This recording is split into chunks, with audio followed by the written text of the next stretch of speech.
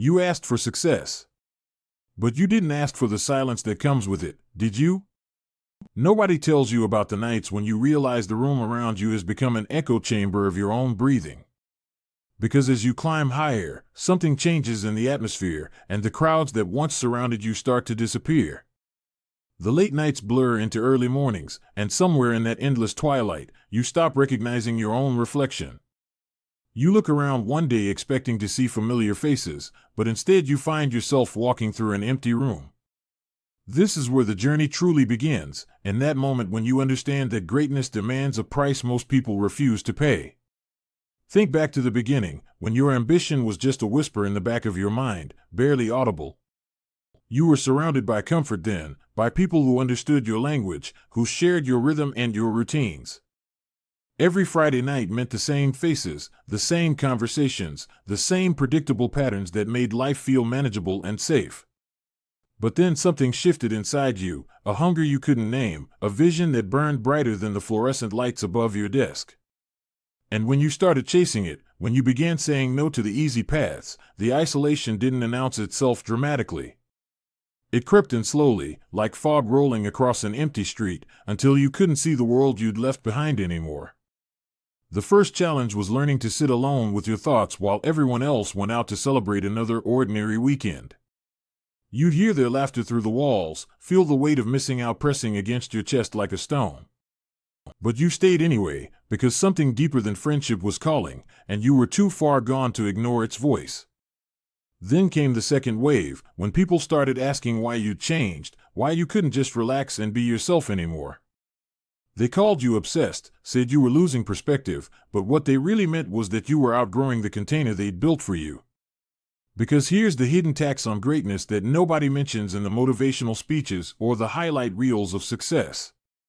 Every time you level up, every time you shed an old skin, you lose the friends who need you to stay exactly as you were. They can't comprehend the crushing weight of your vision, the way it presses down on your shoulders even when you're trying to sleep. So they call it an unhealthy obsession, a phase, something you'll grow out of once you come to your senses and rejoin them.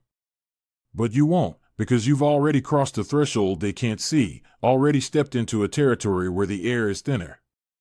The nights get longer now, and the silence becomes your closest companion, wrapping around you like a second shadow that never leaves. You walk down empty city streets at 3 a.m, and the streetlights cast your solitary figure in harsh, unforgiving detail. Your phone stops buzzing with invitations, and at first it hurts, but then you realize the quiet is actually giving you something precious. Space. Room to think. Permission to become whoever you're meant to be without the constant interference of expectations and opinions. The third challenge arrives when your family starts looking at you with concern, treating your dedication like it's a symptom of something broken. They want you to be happy in the way they understand happiness, which means settling, which means giving up the war you're waging. But you can't explain to them that this isolation isn't depression, it's transformation, and transformation always happens in the dark. You see it in their eyes though, the worry mixed with disappointment, and it adds another layer of weight to everything you carry. Then comes the moment when you realize that even your closest allies are starting to drift, pulled away by the current of ordinary life. They're getting engaged, buying houses, settling into careers with pension plans, and you're still out here in the wilderness chasing something unnamed. The distance between you grows not because anyone is angry, but because your frequencies no longer match, your rhythms no longer sync. And in those moments when the loneliness feels like it might actually crush your ribcage, you have to make a choice. You can read to the warmth of belonging, trade your vision for the comfort of being understood and accepted.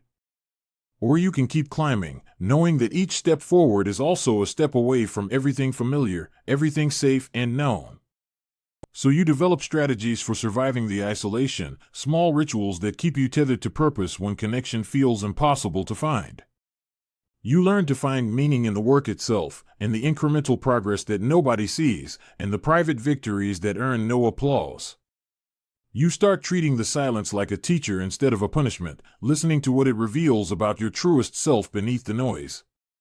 And sometimes, on the rarest of occasions, you meet another soul who understands, another climber on a parallel path through the darkness.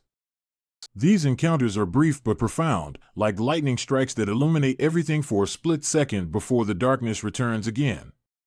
They remind you that you're not insane, that this sacrifice you're making is real and necessary, that the cost has always been this high. You also learn to draw strength from the examples of those who came before, the ones who walked this lonely road and emerged transformed. Their stories become your fuel during the hours when doubt whispers that you've made a terrible mistake, that you've sacrificed too much. Because they prove that on the other side of this isolation chamber, there's a version of yourself that couldn't exist any other way. The pivotal moment comes on an ordinary Tuesday, when you're exhausted beyond measure, your eyes burning from another sleepless night of work. You look in the mirror and see someone you barely recognize, someone carved by solitude and pressure into something harder, something refined. And instead of fear, you feel a surge of something else entirely, a fierce pride in what you've endured and what you've become. Because you realize in that instant that greatness is not a celebration with confetti and champagne, it's an isolation chamber forging diamonds from coal. It's choosing the crushing pressure over the comfortable warmth, again and again, until the structure of your very atoms has fundamentally changed.